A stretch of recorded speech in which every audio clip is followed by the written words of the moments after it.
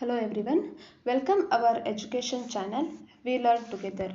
ಈ ವಿಡಿಯೋದಲ್ಲಿ ನಾವು 9ನೇ ತರಗತಿಯ ಇತಿಹಾಸಕ್ಕೆ ಸಂಬಂಧಪಟ್ಟಂತಹ ಮರಾಠರು ಹೇಳುವಂತಹ ಒಂದು ಲೆಸನ್ನ ಇಂಪಾರ್ಟೆಂಟ್ ಪಾಯಿಂಟ್ಸ್ಗಳನ್ನು ನೋಡ್ತಾ ಹೋಗೋಣ.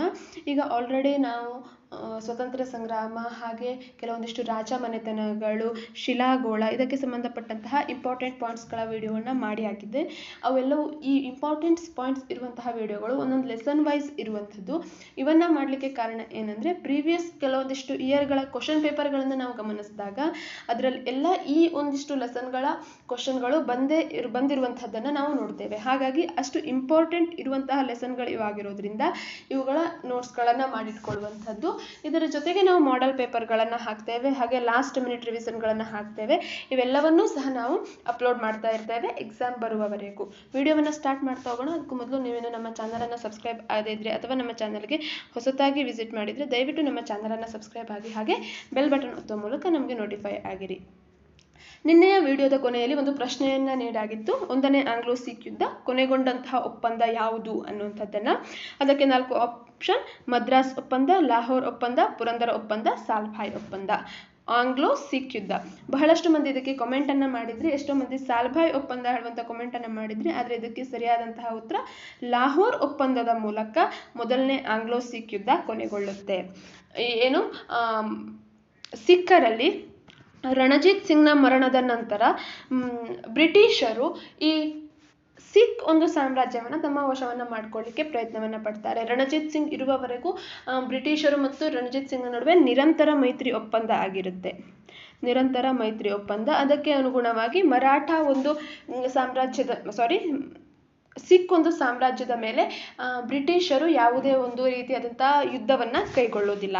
ಈ ರಣಜಿತ್ ಸಿಂಗ್ನ ಮರಣದ ನಂತರ ಈ ನಿರಂತರ ಮೈತ್ರಿ ಒಪ್ಪಂದವನ್ನ ಬ್ರಿಟಿಷರು ಮುರಿತಾರೆ. ಅದಾದ ಮೇಲೆ ಅವರು ಈ ಸಿಖ್ ಸಾಮ್ರಾಜ್ಯವನ್ನ ತಮ್ಮ ಆಡಳಿತಕ್ಕೆ ತೆಗೆದುಕೊಳ್ಳಿಕ್ಕೆ ಪ್ರಯತ್ನವನ್ನ ಪಟ್ಟು ಈ 2 ಆಂಗ್ಲೋ ಸಿಖ್ ಯುದ್ಧಕ್ಕೆ ಕಾರಣ ಆಗುತ್ತೆ. 1818ರ ಸಮಯದಲ್ಲಿ ಒಂದು 1800 ಸ್ಟಾರ್ಟಿಂಗ್ ಅಲ್ಲಿ ಒಂದು ಆಂಗ್ಲೋ ಸಿಖ್ ಯುದ್ಧ ಆದ್ರೆ 1848ರಲ್ಲಿ ಇನ್ನೊಂದು 2 ಆಂಗ್ಲೋ ಸಿಖ್ ಯುದ್ಧಗಳು ನಡೆಯುತ್ತೆ. ಇಲ್ಲಿ 1ನೇ ಆಂಗ್ಲೋ ಸಿಖ್ ಯುದ್ಧ ಕೊನೆಗೊಂಡಂತಹ ಒಪ್ಪಂದ ಅದು ಲಾಹೋರ್ ಒಪ್ಪಂದದ ಮೂಲಕ ಕೊನೆಗೊಳ್ಳುತ್ತೆ.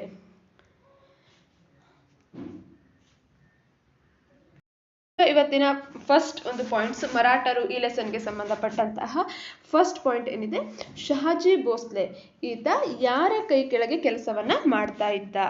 ಶಹಾಜಿ ಭೋಸ್ಲೆ ಬಿಜಾಪುರ್ ಸುಲ್ತಾನರ ಕೈ ಕೆಳಗೆ ಕೆಲಸವನ್ನ ಮಾಡ್ತಾ ಇದ್ದ. ಇಲ್ಲಿ ಸುಮಾರು ದಖನ್ ಭಾಗದಲ್ಲಿ ಈ ಮರಾಠ ಸಾಮ್ರಾಜ್ಯವು ಸ್ಥಾಪನೆಯಾಗುತ್ತೆ.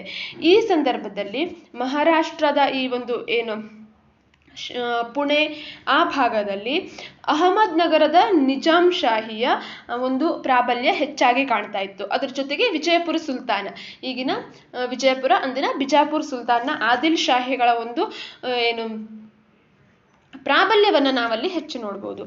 ಅಂತ ಸಂದರ್ಭದಲ್ಲಿ ಈ ಶಹಾಜಿ ಭೋಸ್ಲೆ ಹೇಳುವಂತವನು ಬಿಜಾಪುರ್ ಸುಲ್ತಾನನ ಒಂದು ಆಸ್ಥಾನದಲ್ಲಿ ಅಥವಾ ಆತನ ಕೈ ಕೆಳಗೆ ಆಡಳಿತಗಾರನಾಗಿ ಕೆಲಸವನ್ನ ಮಾಡ್ತಾ ಇದ್ದ. ಹಾಗೆ ಈ ಬಿಜಾಪುರ್ ಸುಲ್ತಾನಿಂದ ಕೆಲವೊಂದಿಷ್ಟು ಜಾಗೀರುಗಳನ್ನ ಅಂದ್ರೆ ಕೆಲವೊಂದಿಷ್ಟು ಪ್ರದೇಶಗಳನ್ನ ಪಡೆದುಕೊಂಡಿದ್ದ ಅಂತ ಹೇಳ್ಬೋದು.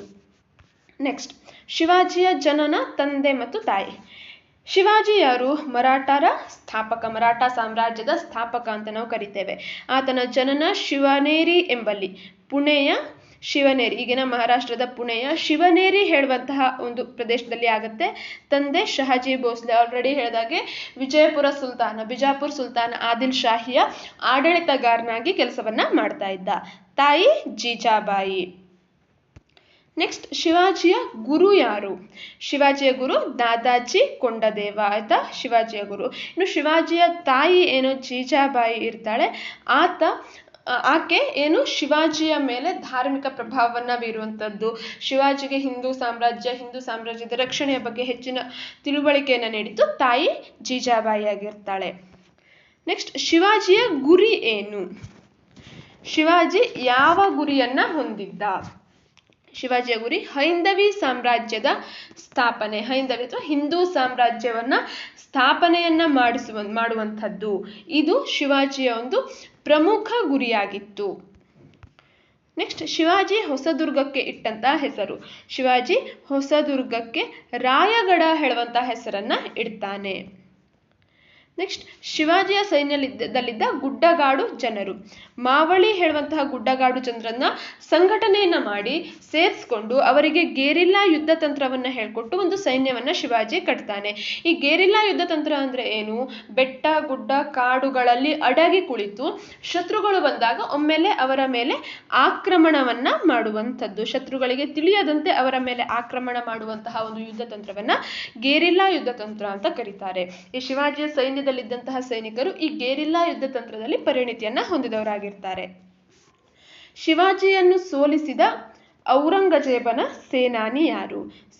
ಶಿವಾಜಿಯನ್ನ ಸೋಲಿಸಿದಂತಹ ಔರಂಗಜೇಬನ ಸೇನಾನಿ ಜೈಸಿಂಗ್. ನೆಕ್ಸ್ಟ್ ಚೌತಾಯಿ ಎಂದರೇನು? ಚೌತಾಯಿ ಎಂದರೆ ಭೂಕಂದಾಯದ ಒಂದರ 4 ಅಂಶ ಭಾಗ, ಅಂದ್ರೆ 4ರಲ್ಲಿ 1 ಅಂಶ. ಈ ಚೌತಾಯಿ ಹೇಳುವಂಥದ್ದು ಮರಾಠ ಶಿವಾಜಿ ತನ್ನ ಸಾಮ್ರಾಜ್ಯದಲ್ಲಿ ಇರುವಂತಹ ಜನರಿಗೆ ಹಾಕ್ತಿರುವಂತಹ ಕಪ್ಪ ಕಾಣಿಕೆ ಆಗ್ತಿತ್ತು ಅಥವಾ ಕಂದಾಯ ಆಗಿತ್ತು. ಈಗ 4 ಚೀಲಗಳಷ್ಟು ಭತ್ತಗಳಾದವು ಅಂದ್ರೆ 1 ಚೀಲವನ್ನ ಸರ್ಕಾರಕ್ಕೆ ನೀಡಬೇಕು ಹೇಳುವಂತಹ ರೀತಿಯಲ್ಲಿ ಇರುವಂತಹ ಒಂದು ಭೂಕಂದಾಯ ವ್ಯವಸ್ಥೆ. ನೆಕ್ಸ್ಟ್ ಹಾಗೆ ಬರುವಂತದ್ದು ಸರ್ದೇಶ್ಮುಖಿ. ಸರ್ದೇಶ್ಮುಖಿ ಎಂದರೆ ಭೂಕಂದಾಯದ 1/10 ಅಂಶ, 10ರಲ್ಲಿ 1 ಭಾಗ. ಚೌತಾಯಿ ಹೇಳುವಂಥದ್ದು ತಮ್ಮ ಸಾಮ್ರಾಜ್ಯದವರಿಗೆಲ್ಲ ಹೊರಗಿನಾಗಿ, ಈಗ ವಿಜಯಪುರ ಸುಲ್ತಾನರ ಆಡಳಿತಕ್ಕೆ ಒಳಪಟ್ಟಂತಹ ಪ್ರದೇಶಗಳಲ್ಲಿ ಕಂದಾಯವನ್ನ ಸಂಗ್ರಹ ಮಾಡುವಂಥದ್ದನ್ನ ಮರಾಠರು ಹೊಂದಿದ್ರು. ಅಂತಹಲ್ಲಿ ಚೌತಾಯಿ ಇತ್ತು, ಅಂದ್ರೆ 4ರಲ್ಲಿ 1 ಚೀಲವನ್ನ 1 ಭಾಗವನ್ನ ಕೊಡಬೇಕು. ಅದೇ ಸರ್ದೇಶ್ಮುಖಿ ತನ್ನದೇ ದೇಶದಲ್ಲಿನ ಜನರಿಗೆ ಭೂಕಂದಾಯವನ್ನ 10ರಲ್ಲಿ 1 ಭಾಗವನ್ನ ನೀಡುವಂತೆ ನಿಗದಿ ಮಾಡಿದ್ದ.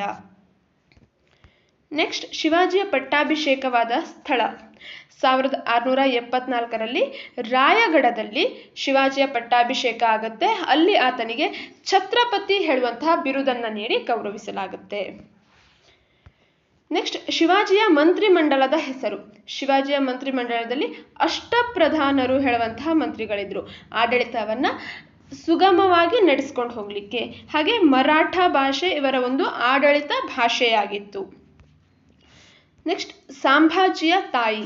ಸಂಭಾಜಿಯ ತಾಯಿ ಸಾಯಿಬಾಯಿ. ಹಾಗೆ ರಾಜಾರಾಮನ ತಾಯಿ ಸೂರ್ಯಾಬಾಯಿ ಶಿರ್ಕೆ, ಈಕೆ ರಾಜಾರಾಮನ ತಾಯಿಯಾಗಿದ್ಲು. ನೆಕ್ಸ್ಟ್ ಸಂಭಾಜಿಯ ಪುತ್ರ ಸಾಹು. ಮರಾಠ ಪ್ರಧಾನಮಂತ್ರಿಗಳ ಹೆಸರು. ಮರಾಠರಲ್ಲಿ ಅಷ್ಟಪ್ರಧಾನರು ಅಂತ ಇದ್ರು, ಆ ಅಷ್ಟಪ್ರಧಾನರಲ್ಲಿ ಪ್ರಧಾನಮಂತ್ರಿಯ ಹೆಸರು ಪೇಶ್ವೆ ಅಂತ ಆಗಿತ್ತು. ಈ ಶಿವಾಜಿಯ ಮರಣದ ನಂತರ ಈ ಉತ್ತರಾಧಿಕಾರಕ್ಕಾಗಿ ನಡೆದಂತಹ ಕಲಗಳ ನಂತರ ಪೇಶ್ವೆಗಳ ಆಡಳಿತ ಮರಾಠದಲ್ಲಿ ಪ್ರಾರಂಭ ಆಗುತ್ತೆ. ಸಾಹುವನ್ನು ಬಿಡಿಸಿದಂತಹ ಪೇಶ್ವೆ ಬಾಲಾಜಿ ವಿಶ್ವನಾಥ. ಹಾಗೆ ಮರಾಠ ಒಕ್ಕೂಟದ 4 ಆಧಾರ ಸ್ತಂಭಗಳು: ಭೋಸ್ಲೆ, ಗಾಯಕ್ವಾಡ್, ಹೋಳ್ಕರ್ ಹಾಗೆ ಸಿಂಧಿಯಾ. ಇವು 4 ಮರಾಠ ಒಕ್ಕೂಟದ 4 ಆಧಾರ ಸ್ತಂಭಗಳು ಅಂತ ಕರೆಯುವಂಥದ್ದು. 2ನೇ ಶಿವಾಜಿ ಎಂದು ಪ್ರಸಿದ್ಧನಾದವನು 1ನೇ ಬಾಜಿರಾವ್. ಕಾರಣ ಏನು? ಈತ ಮರಾಠ ಕೀರ್ತಿಯನ್ನು ಪುನಃ ಸ್ಥಾಪನೆಯನ್ನ ಮಾಡ್ತಾನೆ, ಆಡಳಿತದಲ್ಲಿ ಒಂದು ದಕ್ಷತೆಯನ್ನು ತೆಗೆದುಕೊಂಡು ಬರ್ತಾನೆ. ಈ ಮರಾಠ ಆಧಾರ ಸ್ತಂಭಗಳಾದಂತಹ ಗ್ವಾಲಿಯರ್ನ ಸಿಂಧಿಯಾ ಆಗಿರಬಹುದು, ಹಾಗೆ ಇಂದೋರಿನ ಹೋಳ್ಕರ್, ಹಾಗೆ ನಾಗ್ಪುರದ ಭೋಸ್ಲೆ, ಹಾಗೆ ಬರೋಡಾದ ಗಾಯಕ್ವಾಡ್, ಇವರೆಲ್ಲರನ್ನೂ ಸಹ ಒಗ್ಗೂಡಿಸ್ತಾನೆ. ಅವರು ಬೇರೆ ಆಗ್ಲಿಕ್ಕೆ ಹೊರಟಾಗ ಅವರನ್ನೆಲ್ಲ ದಕ್ಷತೆಯಿಂದ ಒಗ್ಗೂಡಿಸ್ತಾನೆ. ಹಾಗಾಗಿ ಇದನ್ನ 2ನೇ ಶಿವಾಜಿ ಅಂತ ಕರೆಯುವಂಥದ್ದು. ನೆಕ್ಸ್ಟ್ 3ನೇ ಪಾಣಿಪತ್ ಕದನದಲ್ಲಿ ಭಾಗವಹಿಸಿದ ಮರಾಠ ಪೇಶ್ವೆಯ ದೊರೆ ಬಾಲಾಜಿ ಬಾಜಿರಾವ್. ಈತ 3ನೇ ಪಾಣಿಪತ್ ಕದನದಲ್ಲಿ ವೈರಿಗಳೊಡನೆ ಹೋರಾಟವನ್ನ ಮಾಡ್ತಾರೆ. ಆದರೆ ಇದರಲ್ಲಿ ಬಾಲಾಜಿ ಬಾಜಿರಾವ್ನ ಸೈನ್ಯ ಏನಿದೆ ಅದು ಪರಾಭವಗೊಳ್ಳುತ್ತೆ. ನೆಕ್ಸ್ಟ್ 2ನೇ ಶಾ ಆಲಂನನ್ನು ದೆಹಲಿ ಸಿಂಹಾಸನದ ಮೇಲೆ ಪ್ರತಿಷ್ಠಾಪಿಸಿದ ಮರಾಠ ದೊರೆ 1ನೇ ಮಾಧವರಾವ್. ಈತ ದೆಹಲಿಯ 2ನೇ ಶಾ ಆಲಂನನ್ನ ದೆಹಲಿ ಸಿಂಹಾಸನದ ಮೇಲೆ ಕುಳಿಸ್ತಾನೆ. 1ನೇ ಆಂಗ್ಲೋ ಮರಾಠ ಯುದ್ಧ ಕೊನೆಗೊಂಡಂತಹ ಒಪ್ಪಂದ ಸಾಲ್ಭಾಯ್ ಒಪ್ಪಂದ.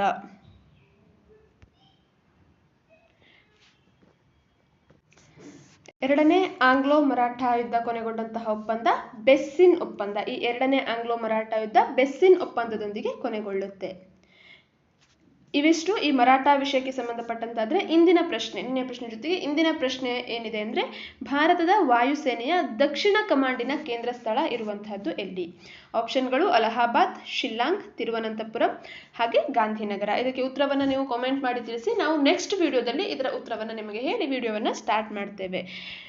Thank you for watching our ವಿಡಿಯೋವನ್ನು ಹೆಚ್ಚು ಲೈಕ್ ಮಾಡಿ, ಶೇರ್ ಮಾಡಿ, ಹಾಗೆ ನಮ್ಮ ಚಾನಲನ್ನು ಯಾರು ಸಬ್ಸ್ಕ್ರೈಬ್ ಆಗದೆ ವಿಡಿಯೋವನ್ನು ನೋಡ್ತಾ ಇದ್ರೆ ದಯವಿಟ್ಟು ನಮ್ಮ ಚಾನಲನ್ನು ಸಬ್ಸ್ಕ್ರೈಬ್ ಆಗಿ. Thank you.